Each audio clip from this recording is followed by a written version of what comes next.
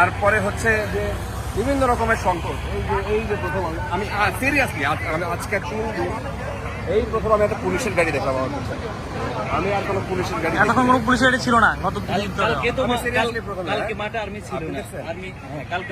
আর্মিদের ওখানে আমি আবার গেছি। ওরা ভেতরে অনেক কাজ করছে। এত বড় এরিয়া যে আপনি তো এটা বুঝাইতে পারবেন না। আমরা সকাল থেকে আমরা 4টা ট্রাক বিভিন্ন জায়গা থেকে পাঠিয়েছি। এখানে লোকালি আবার অনেক সমস্যা তৈরি হচ্ছে। এখানে একটা ভয়ঙ্কর সমস্যা সংকট তৈরি হচ্ছে কি জানেন? অদ্ভুত। এই যে স্টার লাইন নামে এদের একটা বড় বোধহয় ব্যবসায়িক কোম্পানি, হ্যাঁ বাস কোম্পানি, ওদের কনজিউমার গুডস আছে। বাস কোম্পানি আমি দেখছি ঢাকায়, আমি তো আর এখানকার মানুষ না। তাদের ওইখানে পেট্রোল পাম্প, ওই এরিয়াটা কোন নাম কি? এই যে স্টারলাইন পাম্প বলেছেন এটা। সেইখানে ওরা যায় দেখি যে সে পেট্রোল দিবে না। আরে বাপ রে বাপ, পেট্রোল দিবে না মানে আমি আসছি কত ভাবে বুঝাইছি।